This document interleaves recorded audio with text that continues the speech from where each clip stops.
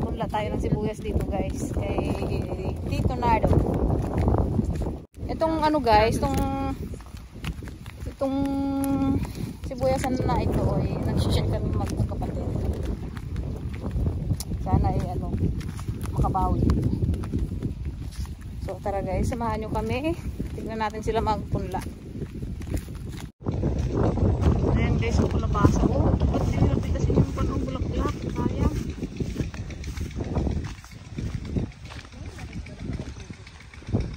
Yan. Dito lang yan guys, malapit sa amin. Malapit sa bahay na mo.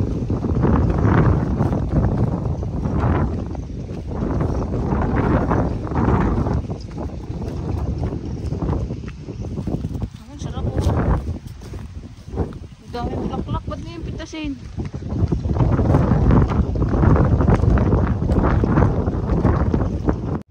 Ayan na sila guys, oh. Ano yan? Manure? Sana yung kaninong kubo yan ng kilo? Kay? Kuya Jojo? Sinong nandyan?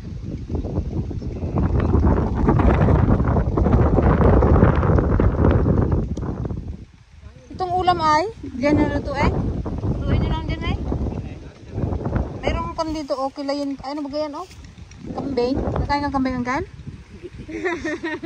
Hindi ano daw yung kwan, you know, buto-buto tsaka yung ano. Meron na pala to.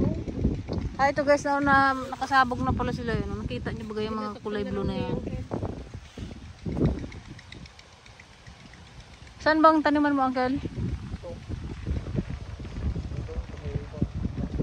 Kaninong kalabasa yan sa'yo? Ah, kay Ate Juicy. Ay, pala sa Ate Juicy, oh! Dito pala magpunta. Baka magpitas siya ng kon, oh, binta niya. Tara doon muna sa kubo.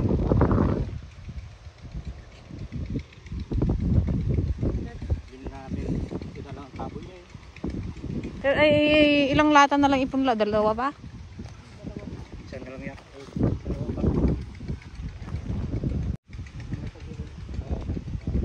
Ikaw na Uncle magbili ng gasolina? Cruda? Crudo ba yung gasolina? Buti na lang pa ako nagbili ng gasolina. Ano kaya yung gasolina? Crudo? Ano siya na lang magbili?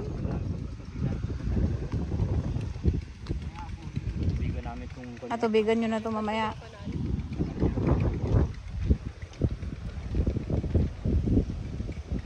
Maluwang pa pala yung sayo mo dito Uncle eh.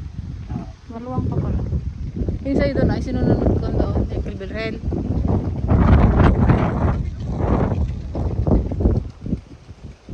Puro sibuyas dito sa isla.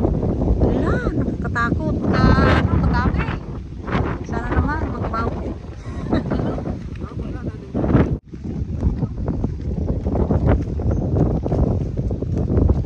Si Juicy! Sa'yo pala yan?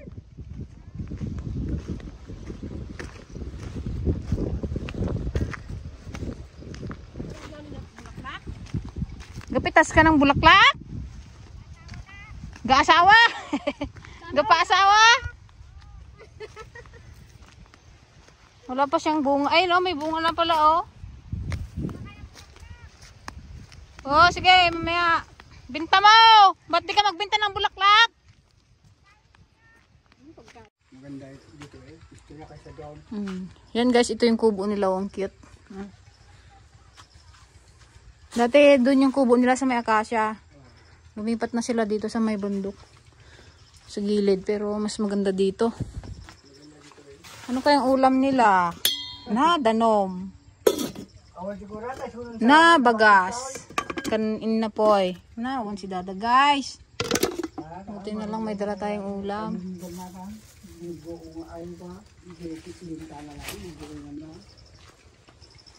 Nagsambalan ng tatay. Kaya kita makaya tatay kapay. Kung ano dahil kita lumang. Dito sa sombrero ko. Yan guys, punta natin si Ate Josie. Nagpapaasawa siya ng kanyang ano, mga anak. Anak na kalabasa. Pinapaasawa niya guys yung bulaklak para magtuloy-tuloy ang bunga. Oh, namitas na rin sila ng ano, oh. Bulaklak.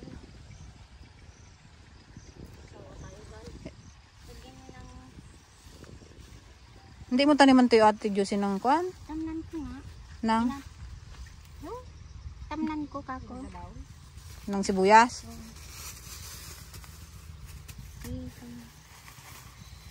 Ayun pa oh. May ano. Alang din kasi kung hindi mo ganito yun. Buwe? Ayun oh. Eh kaya lang nasira yung bulaklak nga. Nakakita ng bunga niyan to oh. Ayun, no, may malaki doon isa. May daan. Madami na. Huligat ito at be. Oo, yung masarap yan. Ayun o, nagkulay naman lang. Saan? Ayun pa, may bunga. May kwan na yan siguro. Yung asawahan na. Dito ka palang punta mo. Oo, hindi ko maamin dito kayo. Pasyal nga rin kami. Ngayon lang rin nakalabas-labas. Diyos ko. Kahirap laging busy. Eh, puro kayo ka no? Kalaki na ito nyo. Ayun o, kasarap. Ito, dikit-dikit. Pag nag-garbis ka ha, mag-garbis kami. Eh, kung ito baga, kaya hindi napaltungan kaya ganyan oh, kunti lang ang bunga. Dapat pala ito yung pamayor niyan unang talbos. Tinanggalan? Yan ang putulin mo. Oo. Hindi ko nga nakuhan eh, hindi ko nga alam oh, tignan mo oh. Yung natalbosan ko ganyan, kadami bunga. Kaya nga. Sayang. Ayan oh, nagad ito, nahuli. Madami dyan? Sa kabila? Nagakon pa lang, bulok na. Nahuli kasi yan.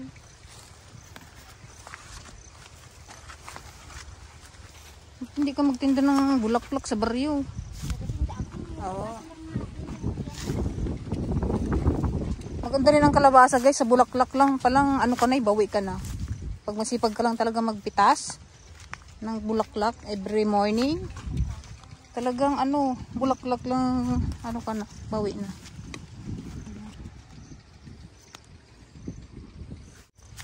Basila na nga sila. Ako kalunis pa lang magkaan. Saan yung punlaan mo ay? Magpapinla ako eh. Kasi tira mo ako pagpapinla ako sila. Ilang lata mo ay? Kala ko 10. Kala ko 10. Kung kaya ko lang din. Umakon.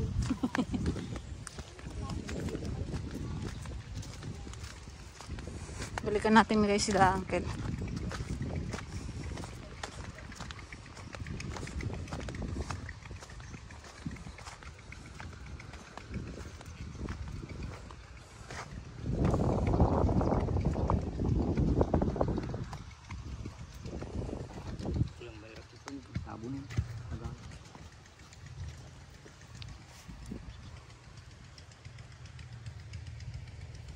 Ano yan ang kay ba't itim? Bulingan. Ah, sa ano, ulay.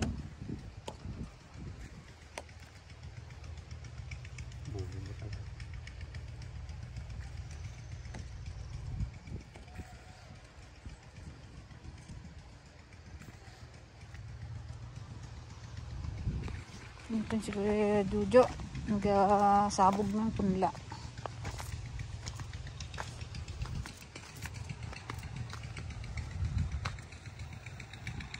Magsibuyas. Mahirap kung kuwan. Isa.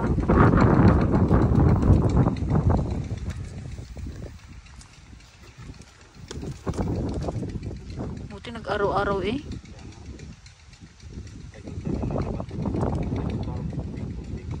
Kagabi ano, nag-ambon-ambon na. Madanaga na. Para magkuha na magbumlad na no.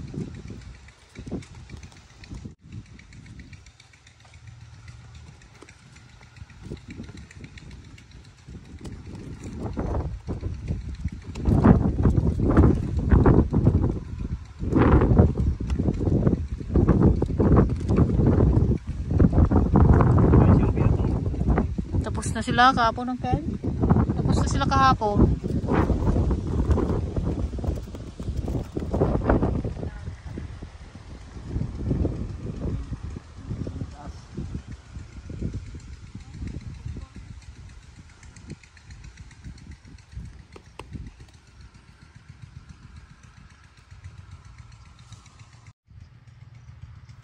Diyan ka natutulog kay Jojo sa kubo niya? Oo.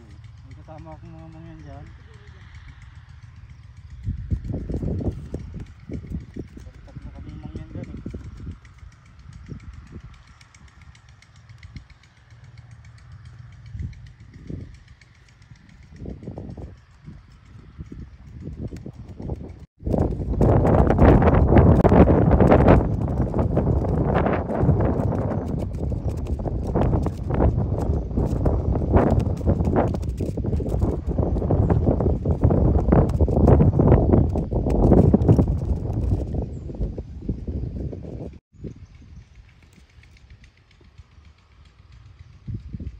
Guys, hindi yan si Master Drago na.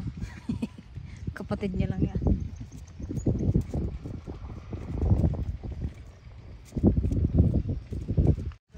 Pa?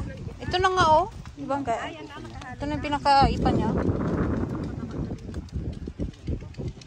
Puti yan, hindi maliit ang kilo niya pag nakaganyan pala.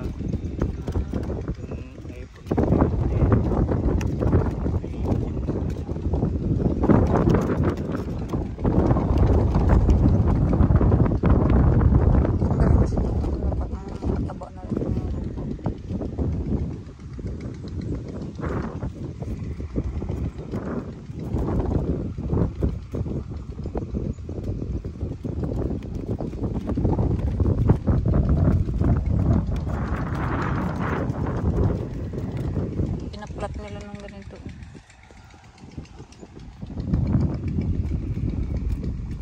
Ang ilang araw lang yan. Tubo na yan. Ilang days ba yung bago ano?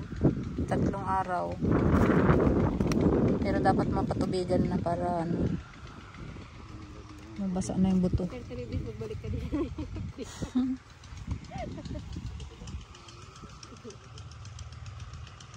Ang ganda yung pagkaplat nila.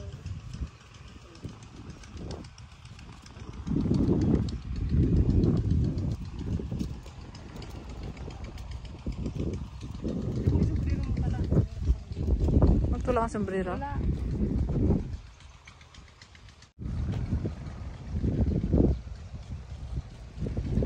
Wala mo rin sa dulo basa. Kaliwiti. Dito tayo ni Master Master Nardo. Hindi na Master Dragon.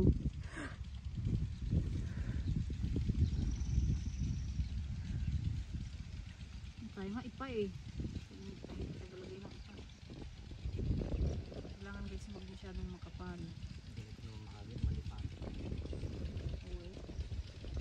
Magusod ka dito.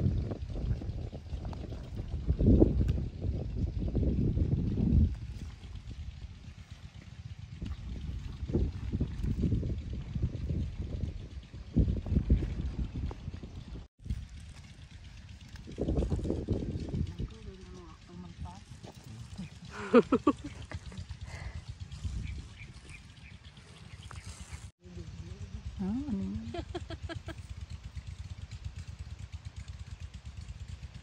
Ang sarap din sa ano, nakaka-enjoy din. Basta huwag lang ano, mainit. Ang ganda mag-ano dito kasi marami kang pwedeng guliman. Ayun o, dito maganda magtambay dito sa kubo. Marilim. Tsaka may mga kamukamuti dyan o. Kasi sunod guys magkano tayo dyan. Mga laga-laga ng kamuting kahoy.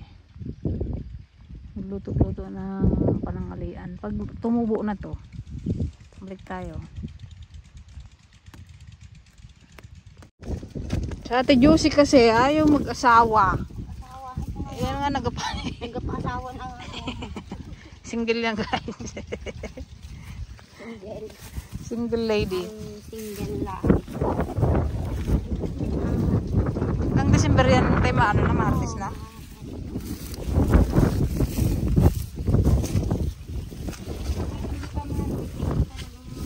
Harbisin na talaga at kailangan ng sibu eh. Ayun no. May malaki pa doon, no? Ayun, no? Ang dami ko lang bunga eh. Ayun no.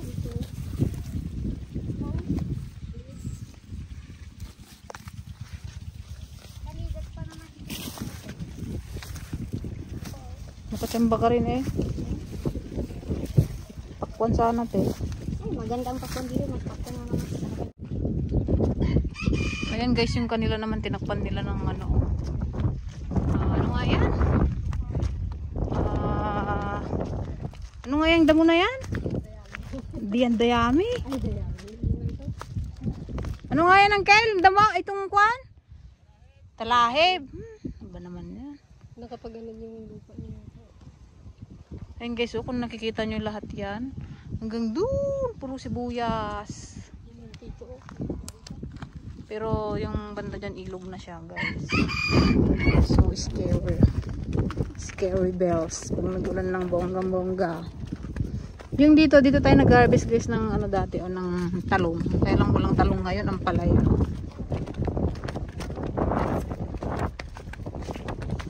So yun guys, bali pauwi na po kami. Sana maging successful ang ating sibuyas.